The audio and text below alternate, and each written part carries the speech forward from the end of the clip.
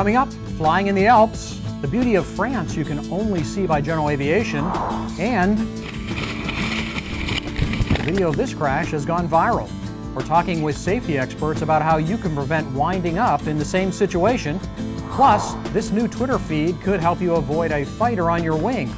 AOPA Live This Week begins right now.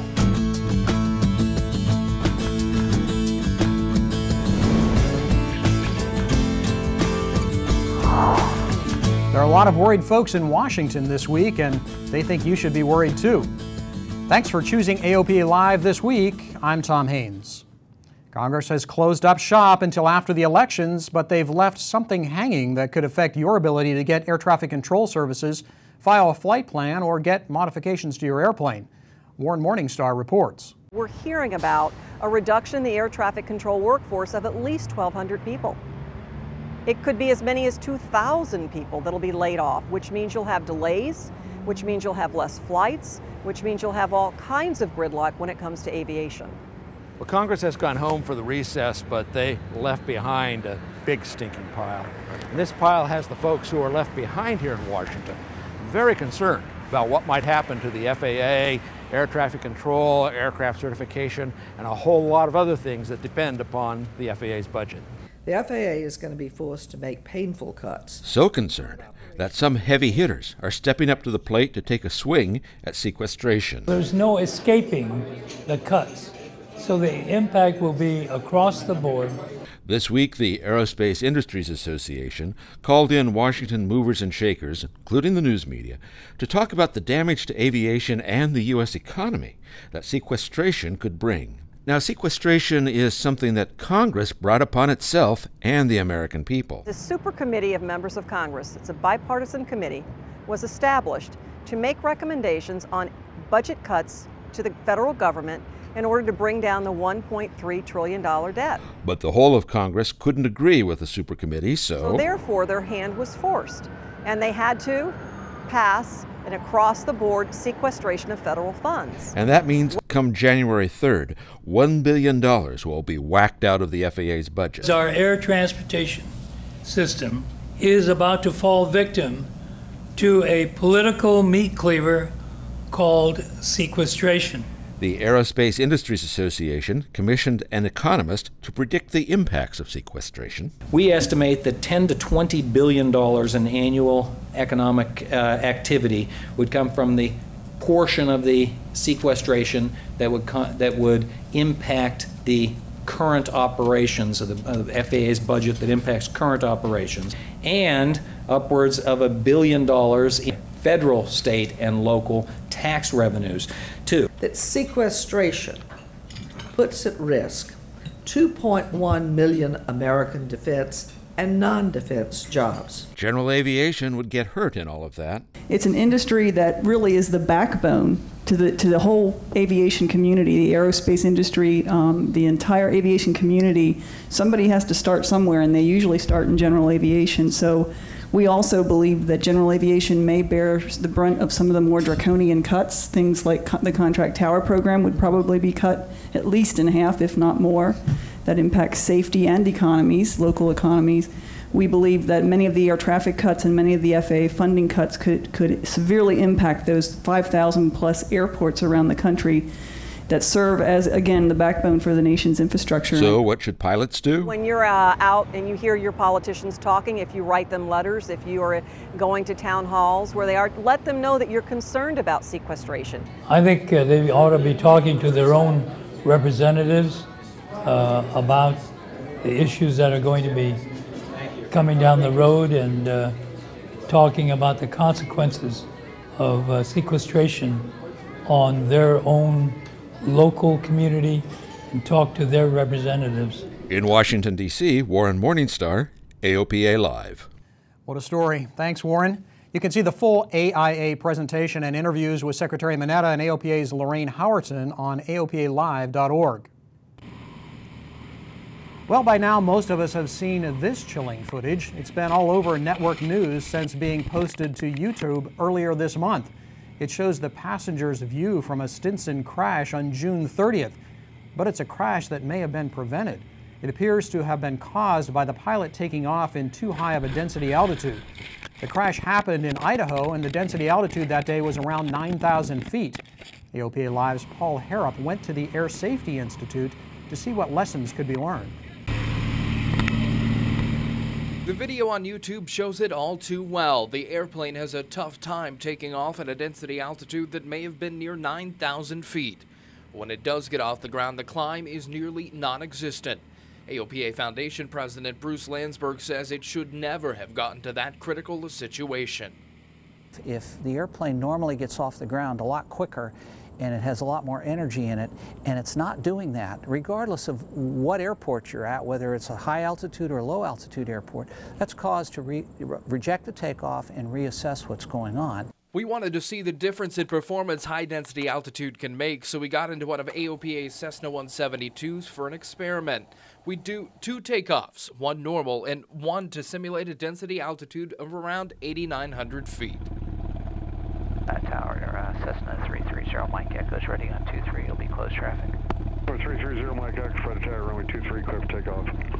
Make left traffic and report left midfield down each time. Okay, cleared for takeoff, 23, left close traffic, and we'll report midfield. The first takeoff, the normal takeoff, our density altitude here is probably somewhere around 2,000 feet. It's a pretty warm day here. Our field elevation is 300 feet, so somewhere 1,500 to 2,000 feet. But basically not that high. Engine's producing pretty much close to full power. Airplane accelerates well. We go down the runway, and it's ready to fly in a very short period of time. Notice that we get off the ground well before we're even with the tower. We climb out into the pattern with no problem. The simulated takeoff from altitude, though, is an entirely different story. With the engine set at about 1,850 RPM, we struggle to gain airspeed. The acceleration was noticeably lethargic, and then when I went to lift the nose wheel, there wasn't much energy there because the engine wasn't producing full power, just as it would be at high altitude. By this time we were flying. Notice we've already passed the tower and are still on the ground. Us waiting to get to 55. That should be ready to fly about now. Should be ready to fly. Just barely coming off. We're more than halfway down the runway. I got to go for my 75 DX, and you see I'm not getting it easily. We realize it's time to power up, something we have the luxury of doing in this situation. But in the real world, there's nothing you can do at that point. You're already too far into the funnel to recover. And as soon as you make a turn, you're giving up lift, which you desperately need just to stay aloft. So in that circumstance, the best thing to do is to say, well, if I've got an open area, let's put it on the ground. Bruce says another thing to consider when taking off at a high-density altitude is the mixture. From YouTube, you can see this airplane appears to be at full rich. If you run an engine full rich at altitude, it's not going to develop full rated power. It's also going to start fouling the spark plugs. So lean the engine during run-up to find the best mixture setting. When every single horsepower is critical, you've got to have it all working for you, so that you can fly safely and not wind up in a viral video or worse.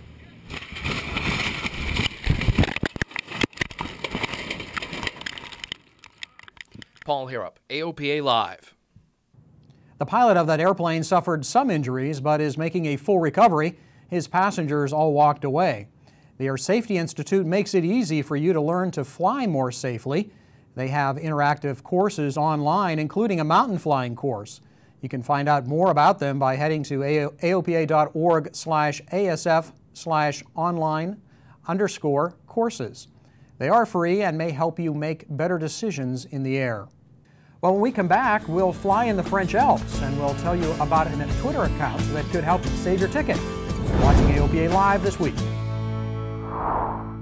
It's been called the most sophisticated single-engine airplane ever, but to the people whose loved ones are alive today, it's called a lifesaver. The Cirrus Airframe Parachute System, only from Cirrus Aircraft. Well, welcome back to AOPA Live this week. I'm Tom Haynes. You know, we always want to fly as precisely as possible, but there are times when precision is your only option. AOPA pilot editor-at-large Tom Horn earlier this year flew into two of the most unforgiving airports in the world. You either nail the numbers or the mountain nails you. No go-arounds. Here's more on what it takes to be a French mountain pilot. It's very demanding. That's why it's such a good time form of flying. The scenery is amazing, but you've got to fly right on the numbers.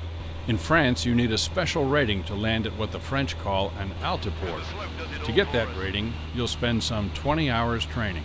You start off with an instructor in a plane like the Musketeer, or D-140, which is the plane we've been flying in today. And you'll start off normally with wheels, because you can fly with skis as well. As you can see, the planes are equipped with skis, but we're just coming out of winter now, so we don't have, we're not using the skis so much. So you do a lot of landings and takeoffs with an instructor, and when you're considered apt, you take a flying test, and if you pass the test, then you've got the qualification for flying mountain wheels. Another 30 hours or so, and you can use the skis. Landing at an altiport demands absolute precision. And that's why it's such a good time form of flying, because the scenery is amazing, but you've got to fly right on the numbers. Look at this approach to l'Alpe d'Huez. We start with a flyover at about 100 feet AGL to check the runway and confirm our altimeter setting. Then a very precise pattern to the sloped runway. Because we've got 18% slope on the runway here, so as you'll see when we take off, you've got all the performance you need. But on landing, you have to put it right on the end. It's the angle that you're looking at, because we've got to get down to the plane, to the right trajectory, then round out, so we need a little bit of speed and a bit of power. So you do quite the opposite. You don't cut the power where you do on a power plane. When you want to land, you keep the power on, or even you add power if it's really steep to get the round out. You don't stall, then you get the right inclination, and then you just cut the power and you touch on. And then do something counterintuitive. Power back on so you can get up power the top. back on so you can get to the top. We were flat out there. You don't want to find yourself halfway up with nowhere to go and not enough power to hold yourself to the top.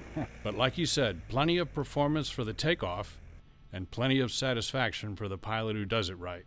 And it's so demanding. You've got to keep your eyes on the speed, the altitude, and all the factors of the aerology and everything else. It's a little bit like aerobatics, and it's very, very demanding, but it's demanding in a different way. In the French Alps, Tom Horn, AOPA Live. What a trip in so many ways. Joining us now on the set of AOPA Live this week is AOPA pilot editor at large Tom Horn. So Tom, tell me about that experience. Adding power to, after you land, you add power, and you're flying patterns at 100 feet. What's that all about? It gets the adrenaline going. I bet it does. I'll tell you. The 100-foot pattern, what's that about? Actually, they fly overhead at 100 feet, very unnerving, but the idea is to ballpark the altimeter setting, and the field elevation, I think, at that airport is 5,300 feet, so you add 100 to ballpark your pattern altitude, and then make your way around the pattern. At 100 feet, it's easier to judge your landing spot than it is, say, at 800 feet or 1,000 feet, the way we would normally fly our patterns. Right. It makes more sense. I mean, you're lower to the touchdown Sure. spot anyway, so you can see it moving better and know exactly where the touchdown point is going to be.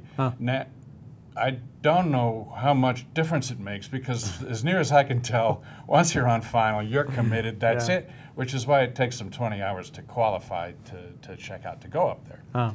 And then, of course, you have to have the speed nailed, as I said, and then you touch down. And stopping is not an issue. Yeah, I guess so. Because immediately you have to power up to get up the hill. Yeah, the danger would be rolling backward, I guess. That's a problem in a tail dragger, and so it's stop and I guess get a tow or set the brakes and, you know, end it there. What a spectacular flying environment, though. I mean, flying around the Rockies, of course, our closest thing to the Alps. You worry about winds and turbulence and all that sort of thing.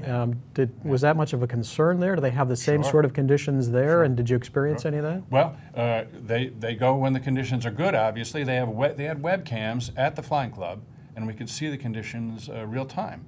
And so that's how we knew. No, ideally you wouldn't have strong winds. You wouldn't want that landing in an environment like that. Right. And I think we flew at 8,500 feet. The airport that we saw in the tape, I think was 5,300 feet in elevation, and The other airport that we went to was 5,900 feet. These runways are about 1,500, 1,700 feet long. So all the more reason to get this thing nailed. Once you're on short final, that's it. You've made your fate right there. Okay, Tom, thanks for joining us. Read more about Tom's experience in France, upcoming issue of AOPA Pilot Magazine, and we'll be right back. The thing about radar is you don't know, is this convective? Whereas storm scope, no question what it is. It will save your butt and your airplane.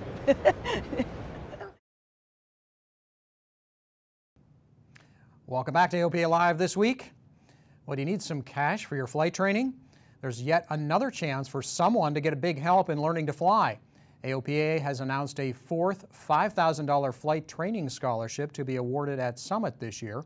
Scholarship recipients will be chosen on merit, ability to set goals, and a demonstrated commitment to flight training. To qualify for a scholarship, applicants must be a U.S. citizen at least 16 years old and hold a student pilot certificate, but have not yet passed the practical test. You can get the full details online, but you've got to hurry.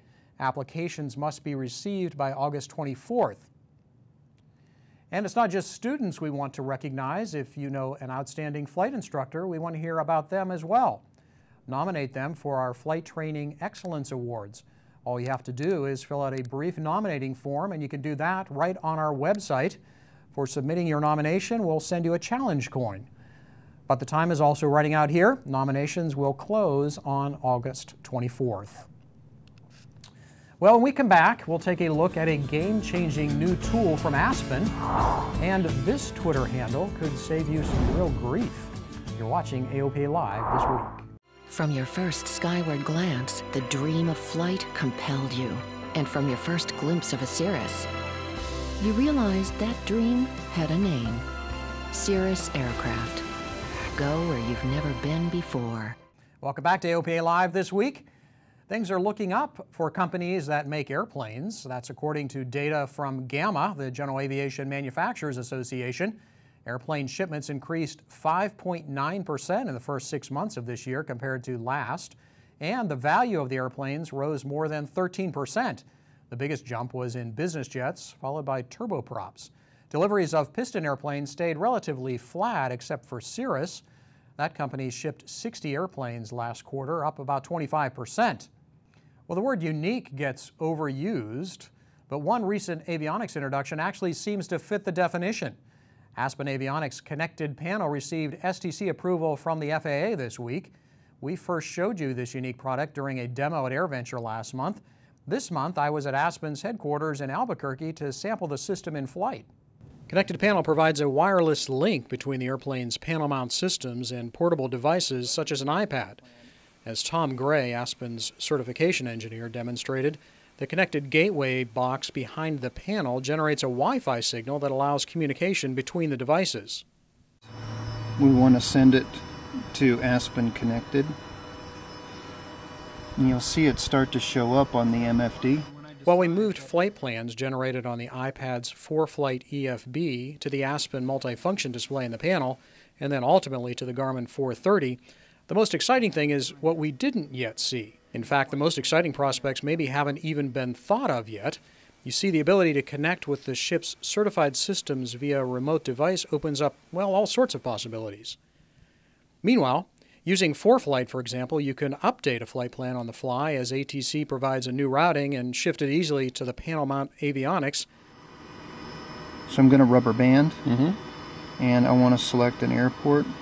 I want to go through Las Vegas. No more twisting knobs on the Garmin 430. Similarly, if you make a change in the panel, you can bump that back to the iPad app to keep it in sync. ForeFlight is just one of numerous companies that has signed on with Aspen to build out various new capabilities. Among the others are Hilton Software and Jeppesen with their EFBs, Sporty's Pilot Shop, PS Engineering for managing audio systems, JP Instruments for the future ability to monitor and store engine performance data, and well, even the AOPA FlyQ flight planning app can share data through Connected Panel. Aspen builds the Connected Gateway box, which sells for $2,499 at its Albuquerque headquarters. The company charges no licensing fees or royalty fees for access to its API that developers can use to create all those new capabilities. Stay tuned. You can bet we'll be reporting regularly on new capabilities as companies figure out how to leverage this unique product. Well, general aviation is getting more praise from state leaders. 3 more states have made proclamations that recognize the importance of general aviation. The governors of South Carolina, Oklahoma, and Rhode Island each spoke out this month. The proclamations were praised by the Alliance for Aviation Across America, a group of nearly 6,000 members that represents all aspects of aviation. Well, there's a new tool to stay aware of any VIP TFRs that'll be coming up as the 2012 presidential campaign roars on. A Twitter feed at VIP_TFR has been started to keep you in the loop when the notices are published. The feed appears to automatically send out notices when they are published to the FAA website. Just a reminder, pilots should check the NOTAMs before every flight. The TFRs can pop up suddenly and you don't want to find a fighter off your wing. Well, TFRs will be in place for the Republican and Democratic national conventions. They are both coming up and AOPA is going to have a presence at each of them. And if you're going to either convention in any capacity, our government affairs team wants to hear from you. You can find their contact information on AOPA.org. And AOPA Live this week will have special coverage from the 2 major party conventions. 2 weeks from today, we will be coming to you from the Republican National Convention in Tampa. The following week, we'll be in Charlotte for the Democratic National Convention. We'll take you along and show you what AOPA is doing to represent general aviation to political leaders. And next week, we'll tell you everything you need to know about the TFRs surrounding the conventions. And finally, let's go back to the French Alps and the approach to another ski resort area, Courchevel. Thanks for watching. I'm Tom Haynes. Join us every Thursday for AOPA Live this week.